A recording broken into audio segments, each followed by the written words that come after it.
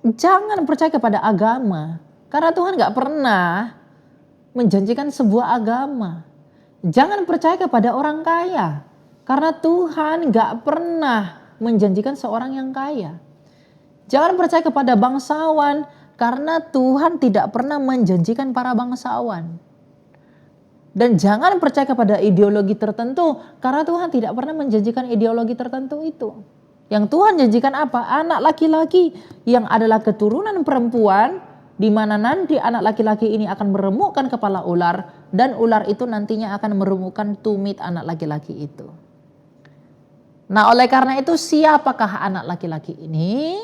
Maka selama hampir 2000 tahun seluruh para nabi bernubuat tentang anak laki-laki ini dalam perjanjian lama.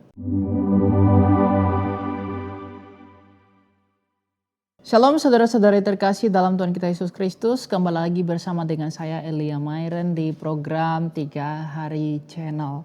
Nah, pada video ini kita akan bahas suatu topik yang menarik, yaitu topik mengenai inti dari hidup manusia itu, yaitu apakah tujuan Allah menciptakan manusia di dalam iman kekristenan? Mengapa Allah menciptakan manusia dan apa sih tujuan Allah menciptakan manusia hingga pada akhirnya nanti ke penebusan? Ya, untuk dapat mengerti kemudian apakah tujuan Allah menciptakan kita, mari kita melihat dulu siapakah Allah itu, ya. Dalam 1 Yohanes pasal yang keempat, ayatnya yang ke-16 ya, dikatakan demikian. Kita telah mengenal dan telah percaya akan kasih Allah kepada kita. Allah adalah kasih. Dan siapa yang tetap tinggal di dalam kasih, ia tetap tinggal di dalam Allah dan Allah di dalam dia. Satu hal pondasi yang perlu kita pegang untuk dapat mengerti apakah tujuan Allah menciptakan manusia adalah bahwa Allah adalah kasih. Nah, kita harus mengerti apakah tujuan Allah menciptakan manusia, bahwa Allah memang adalah kasih. Ada beberapa orang yang mengatakan bahwa Allah menciptakan manusia karena Allah butuh teman agar dia tidak kesepian. Tapi itu pun tidak tepat, sebab sejak kekal Allah Sang Bapa itu sudah bersama dengan firman dan rohnya, sehingga ia tidak butuh manusia untuk menemani dia. Tapi ada juga yang mengatakan bahwa manusia diciptakan oleh Allah agar manusia itu menyembah Allah dan agar Allah itu disembah-sembah. Tapi tanpa manusia pun teman-teman, Allah itu sudah disembah siang dan malam oleh para malaikat, suara kerubim, serafim, dan para malaikat bala tentara surgawi telah memuji dia siang dan malam. Lalu apakah tujuan Allah menciptakan manusia? Sesuai dengan 1 Yohanes pasal keempat ayat 16 tadi, bahwa Allah adalah kasih, maka tujuan Allah menciptakan manusia adalah untuk membagikan dan menghantarkan kasih-Nya. Jadi Tuhan menciptakan manusia, Tuhan menciptakan kita adalah agar kita manusia ini menikmati kasih Allah itu. Jadi semata-mata tujuan Allah menciptakan kita adalah untuk menyatakan dan membagikan kasih-Nya kepada kita di dalam kemuliaan-Nya. Apa buktinya bahwa Allah menciptakan kita untuk membagikan kasih-Nya? Ada 6 hari penciptaan dan hari ke-7 Allah beristirahat. Hari pertama, hari kedua, hari ketiga, hari keempat, hari kelima, hari keenam.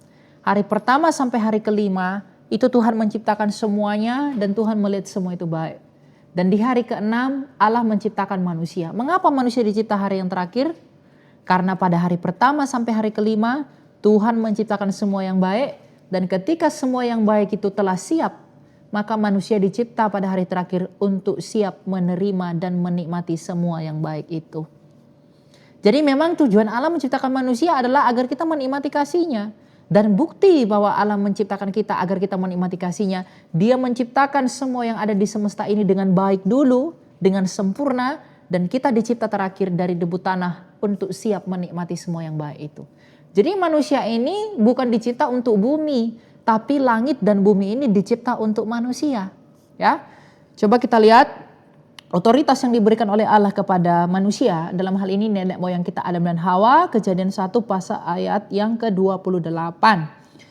Allah memberkati mereka dan berfirman kepada mereka, beranak cuculah dan bertambah banyaklah, penuhilah dan taklukkanlah bumi, berkuasalah atas ikan-ikan di laut, burung-burung di udara dan segala binatang melata di bumi.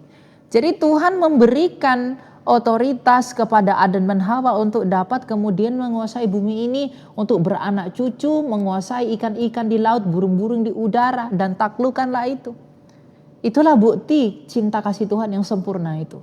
Jadi Tuhan memang menciptakan kita sejak semula adalah untuk menikmati kasih-Nya.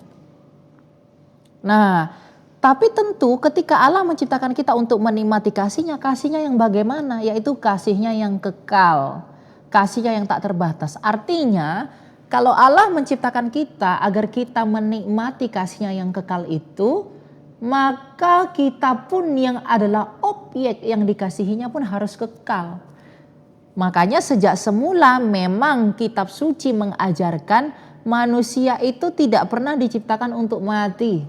Manusia itu diciptakan untuk hidup yang kekal. Karena Allah itu hidup. Allah tidak pernah ciptakan saya dan kamu untuk dimatikan. Tuhan tidak pernah menciptakan kamu dan saya untuk kemudian dibinasakan. Tuhan Allah yang adalah hidup itu mengkehendaki manusia itu hidup untuk selama-lamanya. Maka sejak semula kita diciptakan untuk hidup yang kekal. Di dalam kasih-Nya yang kekal itu. Tetapi agar hubungan kasih ini bisa langgeng terus-menerus, maka manusia itu pun harus kembali mengasihi Allah. Bukan karena Allah membutuhkan kasih manusia, bukan, tetapi sebagai tanda bahwa manusia ini tetap di dalam kasih-Nya Allah, tidak keluar dari kasih-Nya Allah. Nah, tapi manusia itu tidak tahu bagaimana caranya mengasihi Allah, teman-teman. Makanya Tuhan mengajari manusia itu caranya mengasihinya bagaimana. Maka Tuhan berikan buah pohon pengetahuan yang baik dan yang jahat. Ya, kalau kita lihat di dalam Kejadian pasal yang kedua ayatnya yang ke-16 ya. Lalu Tuhan Allah memberi perintah kepada manusia, firman-Nya, buah dari semua pohon dalam taman ini boleh kau makan dengan bebas, tetapi buah dari pohon pengetahuan tentang yang baik dan yang jahat jangan kau makan, sebab pada saat engkau memakannya engkau pasti mati. Nah, apa sih tujuan Allah menciptakan pohon pengetahuan itu? Ada yang mengatakan untuk mencobai Adam, ada yang mengatakan untuk menguji Adam. Tapi itu tidak tepat, teman-teman. Karena mengapa Allah menciptakan pohon pengetahuan itu? Pohon pengetahuan itu adalah sarana yang Tuhan siapkan kepada Adam dan Hawa. Beginilah caramu mencintai aku. Makanya Tuhan Yesus pernah bersabda, sekiranya engkau mengasihi aku, kamu pasti melakukan perintah-perintahku. Maka perintah Allah untuk tidak makan buah pohon pengetahuan itu adalah sebagai tanda yang Tuhan berikan kepada Adam dan Hawa, bagaimana Adam dan Hawa mengasihi Allah. Jadi itu adalah cara yang disediakan Allah kepada Adam dan Hawa untuk mengasihi Allah. Agar dengan perintah untuk tidak makan buah pohon pengetahuan itu, Adam dan Hawa tahu bagaimana caranya mengasihi Allah. Maka ketika Tuhan mengatakan, jangan kamu makan buah pengetahuan itu, kalau kamu makan pastilah engkau mati. Nah, apa sih arti kematian itu? Arti kematian adalah terpisah dari hidup. Siapakah hidup itu? Hidup adalah Allah itu sendiri. Jadi ketika Tuhan mengatakan, ketika engkau makan buah pengetahuan itu pastilah engkau mati, maka Tuhan sedang mengatakan, kalau kamu tidak mengasihi aku, pastilah engkau berpisah dari aku. Sama seperti seorang laki-laki dan perempuan yang bersatu dalam perkawinan kudus. Apabila seorang laki-laki mengatakan cintanya kepada perempuan itu, maka agar pernikahan ini bisa tetap langgeng, maka perempuan pun harus kembali mengasihi suaminya. Agar tetap di dalam kesatuan hubungan kasih itu. Maka ketika Allah menciptakan manusia, Allah mengasihi manusia dengan sempurna, maka manusia pun harus kembali mengasihi Allah. Mengasihinya dengan baik dan dengan benar, agar hubungan itu bisa tetap langgeng. Tapi manusia itu tidak tahu bagaimana caranya mengasihi Allah. Maka Tuhan sediakan caranya, yaitu dengan mengikuti perintahnya. Tetapi teman-teman, apa yang terjadi pada manusia itu? Pada akhirnya manusia itu memakan buah pohon pengetahuan itu, dan pada akhirnya mereka jatuh ke dalam dosa. Apakah karena pohon itu punya buah pohon itu punya kekuatan? Bukan. Tapi karena Tuhan mengatakan kalau kamu makan buah itu pastilah engkau mati. Dia sedang mengatakan kalau kamu gagal mencintai aku dengan tidak mengikuti perintahku, pastilah kamu terpisah dari aku sang hidup. Maka ketika manusia itu jatuh ke dalam dosa, ketika manusia itu akhirnya gagal mengasihi Allah, maka kegagalannya mengasihi Allah itu membuat manusia itu bercerai dengan Allah. Dan konsekuensi dari perceraian itu adalah manusia menderita dan mengalami kematian.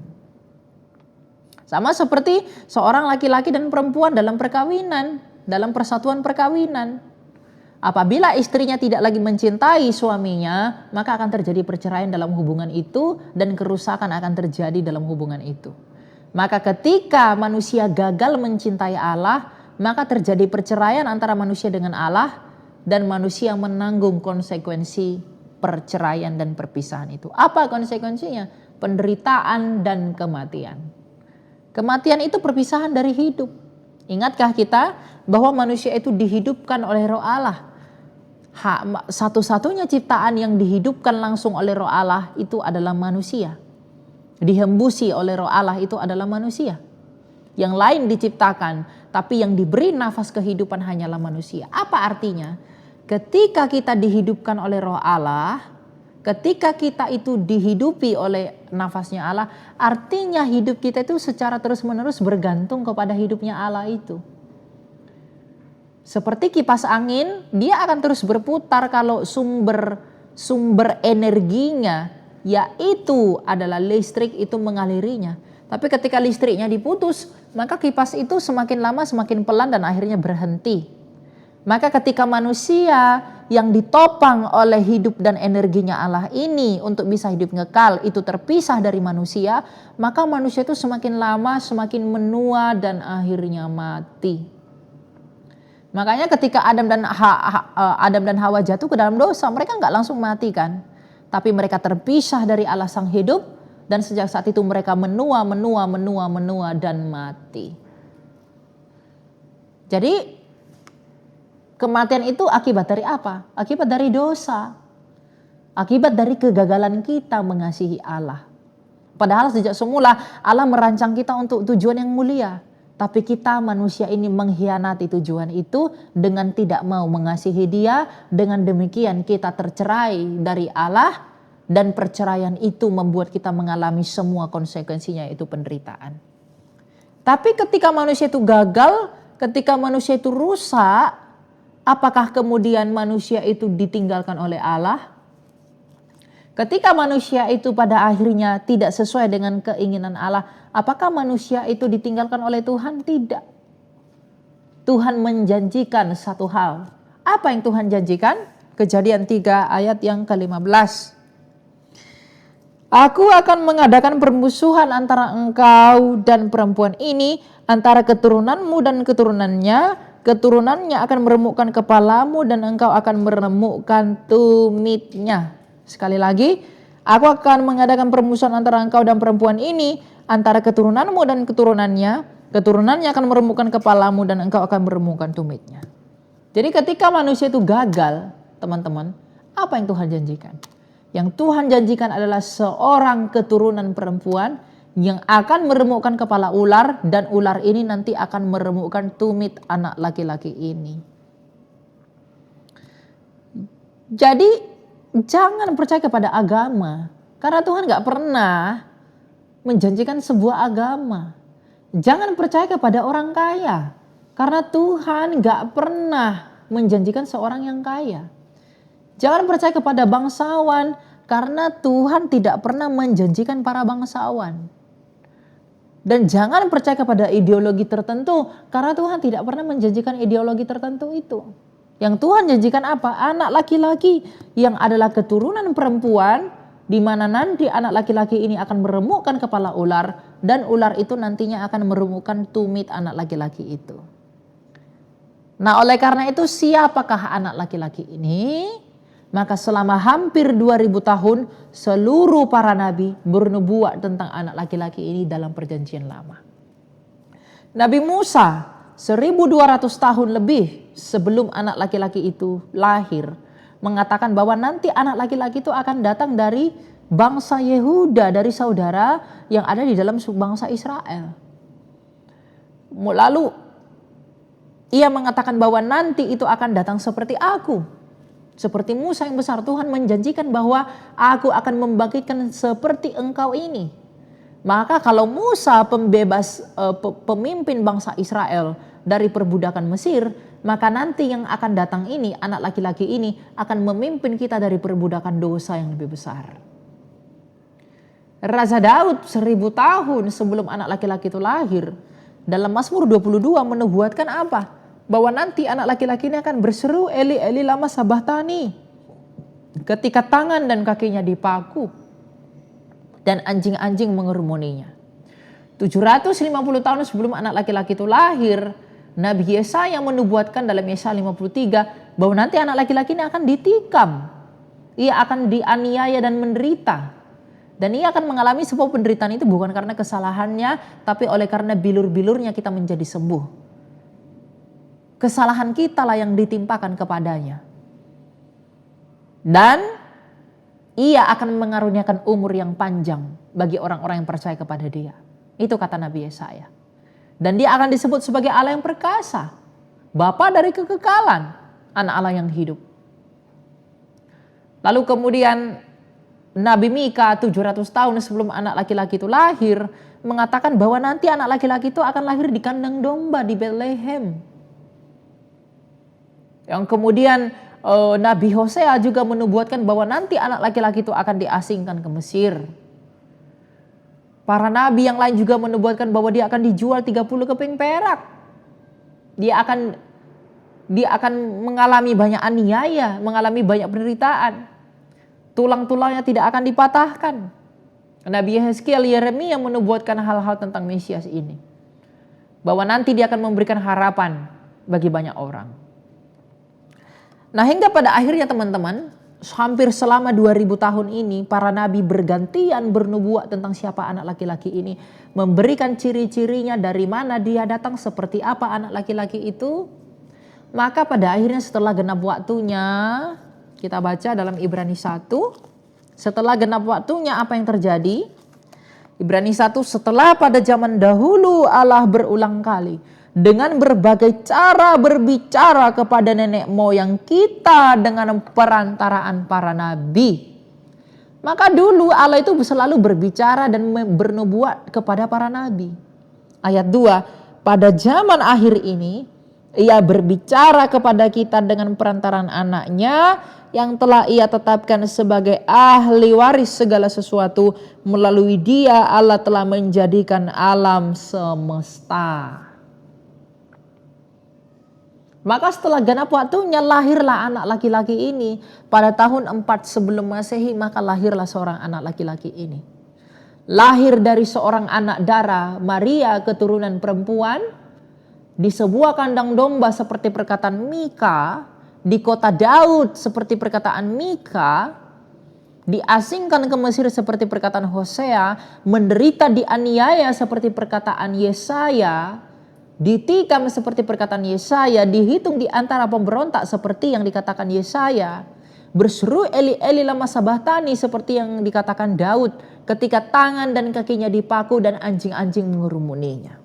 Tangan dan kakinya Kristus itu dipaku di atas kayu salib ketika dia berkata Eli Eli lama sabachthani, dan anjing-anjing mengerumuninya. Anjing-anjing di sini jangan dipahami sebagai anjing hewan. Anjing di sini dalam budaya orang Yahudi adalah orang non-Yahudi. Dan yang mengelilingi Yesus ketika tangan dan kakinya dipaku di Kalvari adalah orang-orang Romawi yang adalah orang-orang non-Yahudi. Tapi apa sih arti dari semuanya itu? Bahwa manusia ini diciptakan, bahwa meskipun Yesus itu datang menggenapi semua yang dimaksudkan para nabi, itu adalah keajaiban yang luar biasa. Sebab tidak ada satu orang pun yang melakukannya seperti yang Yesus lakukan. Hampir mustahil dari pihak manusia ada satu orang yang bisa menggenapi nubuatan selama 2000 tahun dari para nabi yang berbeda-beda. Tapi karena Yesus ini memang datang dari Allah Bapa kita, maka dia bisa menggenapi semua dengan sempurna tanpa split, tanpa bercacat.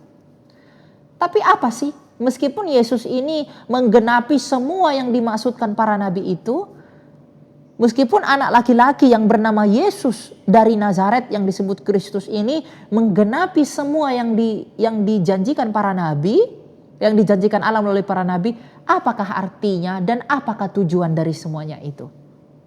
Kita baca dalam Yohanes 3 ayat yang ke-16. Yohanes 3 ayat yang ke-16. Karena begitu besar kasih Allah akan dunia ini, sehingga ia telah mengaruniakan anaknya yang tunggal, supaya setiap orang yang percaya kepadanya tidak binasa, melainkan beroleh hidup yang kekal. Sekali lagi, karena begitu besar kasih Allah akan dunia ini, sehingga ia telah mengaruniakan anaknya yang tunggal. Berarti Allah itu mengaruniakan anaknya yang tunggal. Sekali lagi, anak yang tunggal ini jangan dipahami karena kawin mengawin lalu ada anak, seperti yang dipahami para polemikus. Mengapa Yesus disebut sebagai anak Allah? Ya karena dia itu adalah firman Allah yang melakukan segala sesuatu yang dikehendaki oleh Allah Bapanya. Ya, jadi bukan karena perkawinan dia disebut anak. Anak tangga, apakah tangga punya anak? Kan tidak, ya.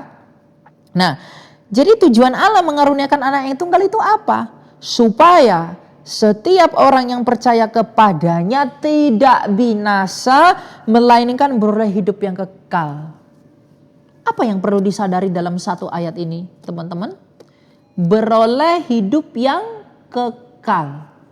Mengapa di sana dijanjikan hidup yang kekal? Karena memang seperti pembukaan tadi, karena memang sejak semula kita dicipta untuk hidup yang kekal. Nah, Yesus juga berkata apa? Dalam Yohanes 8 ayat 24. Ya. Karena itu tadi aku berkata kepadamu bahwa kamu akan mati dalam dosamu, sebab jikalau kamu tidak percaya bahwa akulah dia, kamu akan mati dalam dosamu. Kalau kamu gak percaya akulah dia, kamu akan mati dalam dosamu. Akulah dia ini, kalau kamu gak percaya bahwa akulah anak Allah itu, kamu akan mati dalam dosamu. Maka tujuan Yesus menggenapi semua yang terjadi di kitab suci itu apa? Untuk memberikan kita hidup yang kekal. Kenapa kita diberikan hidup yang kekal? Karena memang sejak semula kita dicipta untuk hidup yang kekal. Tapi hidup yang kekal itu terhalang oleh karena dosa. Maka yang Yesus lakukan adalah untuk mengembalikan kita kepada hidup yang kekal itu, maka yang Yesus lakukan adalah menyelesaikan dosa itu dan mengalahkan efek dari dosa itu. Dosa itu apa sih? Dalam bahasa Ibrani disebut dengan hatah atau disebut hamartia dalam bahasa Yunani. Hutang dosa itu. Makanya dalam doa Bapa kami, our debt, hutang kami. Dosa itu adalah hutang. Maka hutang apa kita kepada Allah? Hutang kita kepada Allah adalah kasih. Karena kita gagal mengasihi Dia. Karena kegagalan manusia mengasihi Allah lah, maka kita terpisah dari Allah sang hidup dan kita mati. Karena dosalah kita tidak sampai kepada hidup yang kekal. Kalau karena dosa kita tidak beroleh hidup yang kekal, dan dosa itu adalah hutang, berarti oleh karena hutang kita untuk mengasihi Allah lah, maka kita tidak bisa sampai kepada hidup yang kekal itu. Maka agar kembali kepada hidup yang kekal itu, apa yang Yesus lakukan? Yaitu melunasi hutang, melunasi dosa. Nah, kalau hutang kita adalah kasih kepada Allah, maka cara Yesus melunasi hutang itu bagaimana? Ya dengan mengasihi Bapanya, dengan berhasil mengasihi Bapanya sampai taat di kayu salib. Artinya apa? Kegagalan kita mengasihi Allah membuat kita tidak mengalami hidup yang kekal. Kegagalan kita mengasihi Allah, hutang kita mengasihi Allah membuat kita tidak bisa memperoleh hidup yang kekal. Maka agar kita kembali memperoleh hidup yang kekal itu, agar kita kembali memperoleh hidup yang kekal itu, maka yang Yesus lakukan adalah dengan berhasil mengasihi Bapanya. Maka kalau kita terpisah kepada hidup yang kekal karena kegagalan kita mengasihi Bapa, mengasihi Allah, maka agar kembali kepada hidup yang kekal itu, untuk kembali kepada hidup itu, maka Yesus berhasil mengasihi Bapanya. Dengan demikian surat hutang dosa kita dipakukan di atas salib. Karena salib itu adalah simbol kasih dan ketaatan Yesus yang sempurna di Kalvari. Artinya oleh karena ketidaktaatan kita beroleh kebinasaan. Tapi oleh karena ketaatan Kristus kita beroleh pembenaran. Maka sekali lagi saya tekankan, kita terhalang kepada hidup yang kekal itu karena kita gagal mengasihi Allah. Maka Yesus membuka kembali hidup yang kekal itu melalui keberhasilannya mengasihi Bapanya sampai taat di Kalvari. Maka dengan demikian siapapun yang percaya kepada Yesus akan dibenarkan oleh kebenaran Yesus Kristus yang telah berhasil mengasihi Bapanya. Saya cacat dalam mengasihi Allah. Tapi ketika saya percaya kepada Yesus, maka keberhasilan Yesus, kebenaran Yesus itu akan membenarkan saya di hadapan Allah Sang Bapa. Maka dengan demikian, kalau hidup yang kekal terhalang oleh karena kegagalan kita mengasihi Allah, maka hidup yang kekal itu dikembalikan melalui keberhasilan Yesus Kristus dalam mengasihi Bapanya di Kalvari. Dengan demikian hutang dosa diselesaikan. Nah, selain melunasi dosa, apa yang Yesus lakukan? Dan bukti bahwa Yesus telah melunasi dosa itu apa? Ketika ia mati di atas kayu salib, dia berkata, tetelestai, sudah selesai. Tetelestai itu adalah kata Yunani yang digunakan untuk penyelesaian dalam transaksi hutang piutang. Ketika Yesus mengatakan itu, maka terbelahlah tabir bait suci dan kemudian tirai penghalang antara ruang Maha Kudus dan ruang kudus itu dirobek. Artinya apa? Melalui keberhasilan Yesus mengasihi Bapa sampai mati, dia merobek tirai penghalang antara Allah dengan manusia. Yang artinya di dalam Yesus Kristus tidak ada lagi halangan antara Allah dengan manusia. Sehingga dengan demikian hidup yang kekal itu dibuka kembali di dalam Yesus. Karena hidup yang kekal itu sudah tertutup karena kegagalan kita mengasihi Allah. Maka hidup yang kekal itu dibuka kembali di dalam keberhasilan Yesus Kristus mengasihi Bapanya yang mulia. Dan di dalam Yesus Kristus inilah bagi setiap orang percaya kepadanya lah kita akan beroleh pembenaran seperti kebenarannya Kristus. Dan kita terima itu melalui rahmat dari baptisan. Nah, lalu kemudian setiap hutang itu punya konsekuensi, setiap hutang itu punya efek. Nah, apa efek dari dosa? Efek dari dosa Roma 6 ayat 23, upah dosa adalah maut, upah dosa adalah kematian. Maka yang dilakukan Yesus Kristus ini adalah menyelesaikan kematian itu. Bagaimana cara Yesus Kristus mengalahkan kematian? Ya, melalui kematian. Kita baca dalam Ibrani pasal yang kedua, ayat yang ke-14.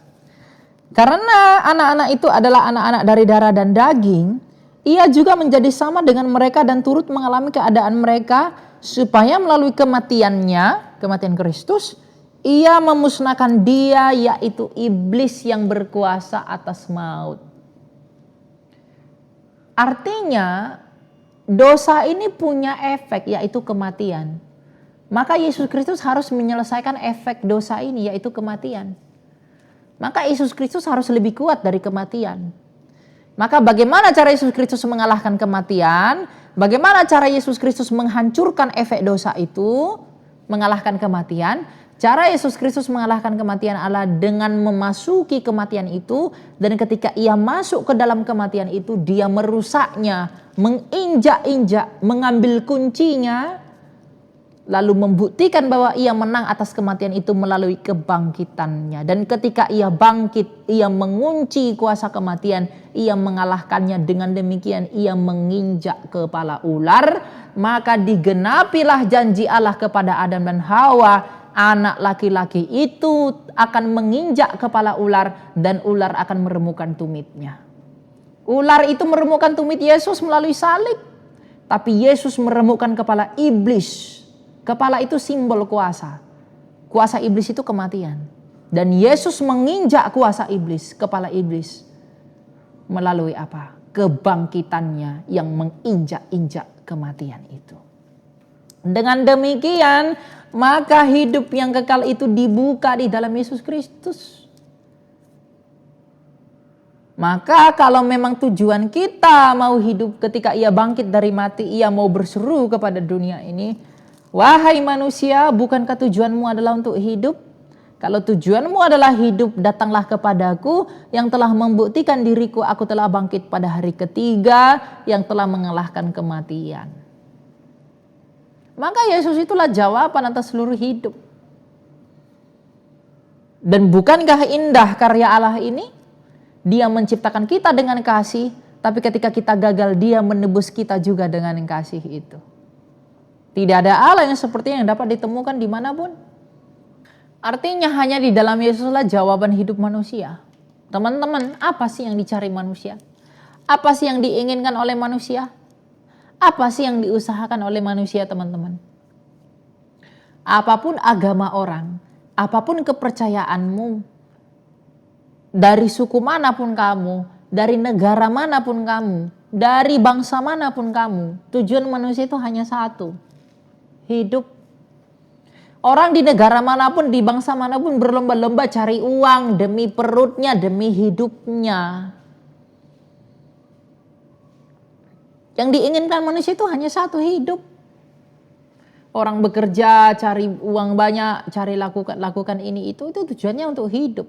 Hiduplah yang dicari manusia. Sehingga orang rela bekerja keras demi uang, demi perut, demi tetap hidup. Hidup yang dicari manusia. Dan apa yang paling ditakuti manusia? Yang paling ditakuti manusia adalah kematian, kehilangan hidup itu. Maka ketika manusia itu takut sekali dengan kematian, maka karena takutnya dengan kematian, manusia itu melakukan banyak cara untuk menunda kematian. Maka ketika manusia sakit, dia punya banyak uang, dia pergi ke tempat-tempat yang mahal, ke rumah sakit terbaik agar dia diobati dengan baik, agar tidak cepat mati. Manusia itu takut sekali dengan kematian. Orang-orang terkaya di dunia telah menghabiskan banyak uang, mengeluarkan banyak uang demi sebuah riset di dalam laboratorium bagaimana memperpanjang usia manusia melalui rekayasa biologis dan metabolisme manusia. Meregenerasi sel secara otomatis. Mereka menghabiskan banyak uang demi penelitian hanya untuk memperpanjang usia 5-10 tahun.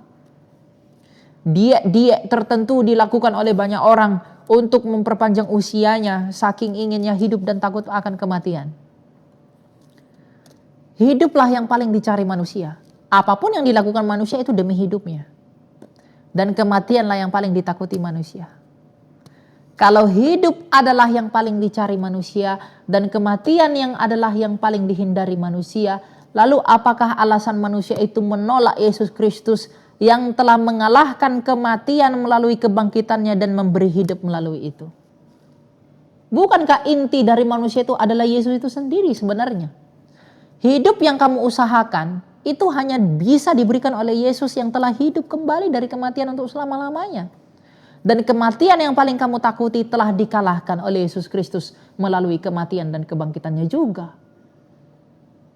Jadi kalau ada orang meninggalkan Yesus demi uang, demi harta, demi jabatan, demi apapun, itu nggak akan bisa membantu dan menolong. Sebab siapa orang kaya nggak mati? Raja Herodes tuh kaya sekali, berkuasa. Pontius Pilatus punya jabatan. Alexander the Great begitu besar. Raja Media Persia begitu agung. Raja Koresi agung. Siapa lagi? Firaun. Cleopatra. Begitu besar mereka, kaya sekali. Orang-orang Tiongkok dari dinasti ke dinasti itu sangat berhikmat. Kongfucu, Lao Tzu dalam tulisannya Tao Te Ching. Mereka sangat pintar.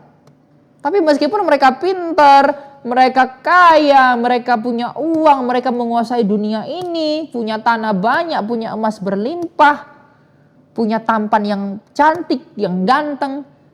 Tapi di manakah mereka hari ini? Masih dalam kuburan. Itu enggak dapat menolong mereka dari yang namanya kematian. Tapi Yesus Kristus telah memberi anugerah yang besar bagi dunia. Ia telah mengalahkan kematian itu melalui kebangkitannya. Oleh karena itu, Apakah alasan manusia untuk menolak Yesus ini? Nggak ada. Karena memang tujuan hidup yang kita cari, keinginan-keinginan kita yang paling esensi, yang paling esensial, yang paling inti, itu hanya dapat ditolong oleh Yesus Kristus. Makanya Tuhan kita Yesus Kristus pernah berkata, "Akulah pokok anggur yang benar, di luar aku, kamu tak dapat berbuat apa-apa." Sebab orang yang di luar Yesus, apa yang mereka bisa perbuat? Masih mati sampai hari ini. Bahkan nabi yang dikatakan nabi besar yang datang di abad keberapa itu sampai hari ini masih dalam kuburan. Tidak bisa berbuat apa-apa. Tidak dapat menolong dirinya sendiri pun ia tidak dapat tolong. Apalagi menyelamatkan kamu. Tapi Yesus Kristus telah bangkit dalam sejarah dunia. Disaksikan oleh 500 orang bahwa ia telah bangkit dari kematian. Ia begitu agung. Dan karena begitu hebatnya kebangkitan itu, maka seluruh murid dan rasulnya rela mati demi Kristus. Mengapa mereka rela mati demi Yesus? Mereka rela mati konyol. Markus ditarik kuda di Alexandria. Petrus disalib terbalik di Roma. Paulus kepalanya dipenggal. Yohanes digoreng di minyak panas. Mengapa mereka rela mengalami kematian itu demi Yesus? Karena mereka melihat dengan mata mereka. Tuhanku telah mengalahkan kematian. Untuk apa aku takut kepada kematian? Tuhanku telah memberikan hidup melalui kebangkitannya. Bukankah itu yang kucari? Lalu mengapa aku tidak datang kepada Kristus? Maka di dalam Yesus inilah kita menjadi kaya dan sangat sempurna.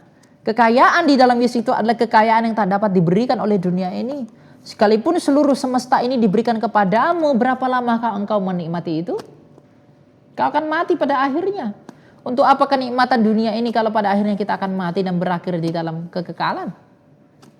Tapi Yesus Kristus telah memperlihatkan anugerahnya yang luar biasa kepada kita manusia. Dia memberikan apa yang tak dapat diberi oleh dunia. Dan ini yang tak dapat dipahami oleh banyak orang. Oleh karena itu Yesus inilah jawaban satu-satunya manusia yang di dalam dialah tujuan pemulihan itu. Hidup yang kekal itu diberikan kembali. Maka kalau kita mau memperoleh hidup yang kekal sebagaimana Tuhan menciptakan kita sejak semula, marilah datang kepada Yesus Kristus yang telah merusak tembok penghalang ke hidup yang kekal itu, yaitu dosa dan kematian dari dosa. Dan hanya Yesuslah yang telah menyelesaikan dosa dan mengalahkan kematian yang adalah akibat dosa, maka dalam Yesuslah kita dapat dipertemukan kembali dalam hidup yang kekal. Inilah alasan mengapa kita harus mengikut Yesus. Ya, demikian dapat saya sampaikan. Semoga teman-teman dengan semua ini dapat membantu dan bermanfaat bagi teman-teman yang udah Kristen. Mari hidup sungguh-sungguh dalam melayani Tuhan. Dan bagi yang belum percaya kepada Kristus, apakah yang dapat kamu perbuat di luar daripada Kristus? Renungkanlah kembali bahwa hidupmu kita nggak tahu kapan kita akan berakhir dalam kematian. Oleh karena itu mari kita berjuang, mari kita mengupayakan hidup ini untuk tetap setia sampai berjuang untuk mau datang dan percaya kepada Kristus, karena pada akhirnya hanya Dialah yang dapat menolong kita. Di luar daripada Yesus tak ada yang dapat menolong kita. Tuhan berkati, kita ketemu lagi dalam sesi berikutnya. Shalom.